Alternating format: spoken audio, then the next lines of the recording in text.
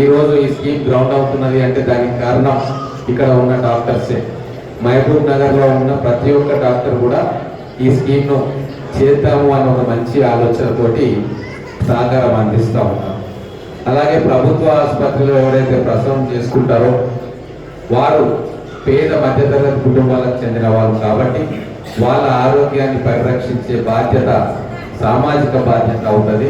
దాంట్లో మేము పాల్పంచుకుంటామని చెప్పి మన మహబూబ్ నగర్ చెందిన డాక్టర్స్ అందరూ కూడా, ముఖ్యంగా పీడియాట్రిషియన్స్ అండ్ గైనకాలజిస్ట్ వాళ్ళు ముందుకు రావడం అనేది మొత్తం తెలంగాణ రాష్ట్రంలోనే ఒక చరిత్ర. ఇది బహుశా నాకు తెలిసి మొత్తం తెలంగాణ రాష్ట్రంలో ఇటువంటి కార్యక్రమం ఎక్కడ కూడా జరగట్లేదు. ఇటువంటి గొప్ప కార్యక్రమాన్ని జరపడానికి నన్ను ప్రోత్సహించి వెన్నుతట్టి మేము ఉంటాం అండగా మా పేద ప్రజల కోసం, మా మహిళల కోసం అని చెప్పి వారు వాలంటీర్గా ముందుకు వచ్చిండ్రు. వారి పెద్ద మనసుకు మీ అందరి తరఫున కృతజ్ఞతలు తెలుపుతాము. డాక్టర్స్ అంటే ఒక అపోహ ఉంటుంది. ఈరోజు మీడియా ద్వారా మహబూబ్ నగర్ ప్రజలకు కానీ మహబూబ్ నగర్లో ఉన్న అన్ని వర్గాల ప్రజలకు ఒక మెసేజ్ ఇవ్వదలుచుకున్నాం. మహబూబ్ నగర్లో ఉన్న డాక్టర్స్ వాళ్ళ క్వాలిఫికేషన్స్, వాళ్ళ ప్రావీణ్యత చూస్తే ఏ కార్పొరేట్ హాస్పిటల్స్కు అపోలో కావచ్చు, ఏఐజీ కావచ్చు, పెద్ద పెద్ద హాస్పిటల్ హైదరాబాద్లో మీరు ఏదైతే పేర్లు వింటారో వాటికి అక్కడ పనిచేసే డాక్టర్ల కంటే తక్కువ ఏమీ కాదు. ఇంకా పేషెంట్ కేర్లలో వాళ్ళకంటే ఎక్కువ శ్రద్ధ తీసుకుంటారు. చాలా మంది నేను చూసా, యంగ్ డాక్టర్స్ ఉన్నారు, ఎక్స్పీరియన్స్ డాక్టర్స్ ఉన్నారు. 24 గంటలు వాళ్ళ దగ్గరకు వచ్చే పేషెంట్ సేవ చేసే కార్యక్రమంలో ఉన్నారు. మీరు కార్పొరేట్ హాస్పిటల్స్కి పోతే డాక్టర్ 2 సార్లు విజిట్ చేస్తాడు. పొద్దున ఒకసారి, సాయంత్రం ఒకసారి, రాత్రికి ఒకసారి. దానికి ఒక్కొక్క విజిట్కి 5,000, 10,000 ఛార్జ్ చేసి అక్కడ ఉన్న పేషెంట్స్ మీద భారం పడుతుంది. కానీ ఇక్కడ ఉన్న డాక్టర్స్ హైదరాబాద్లో జరిగే ట్రీట్మెంట్లో కేవలం 10% ఖర్చుతో ఇక్కడ అద్భుతమైన సేవలు అందిస్తూ ఉన్నారు. ఇది మన అందరం కూడా, మీడియా మిత్రులు కూడా గమనించాలని చెప్పి నేను తెలియజేస్తూ ఉన్నా. ఎందుకంటే ఇప్పుడు వైద్యం చాలా భారం అయిపోయింది.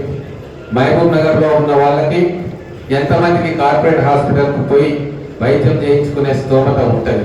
మరి ఆ స్తోమత లేనప్పుడు వాళ్ళు ఇట్లానే ఉండాలన్నా, వాళ్ళకి ట్రీట్మెంట్ దొరకొద్దా, వాళ్ళకు ముందుకు వచ్చి డాక్టర్లు వాళ్ళ ప్రాణాలను కాపాడే ప్రయత్నం చేయకూడదా? ఖచ్చితంగా చేయాలి.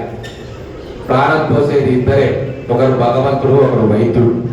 ఆ భగవంతుని ఎట్లా పూజిస్తామో వైద్యులను కూడా అంతే గౌరవంగా పూజ్యభావంతో చూడాల్సిన బాధ్యత సమాజానికి.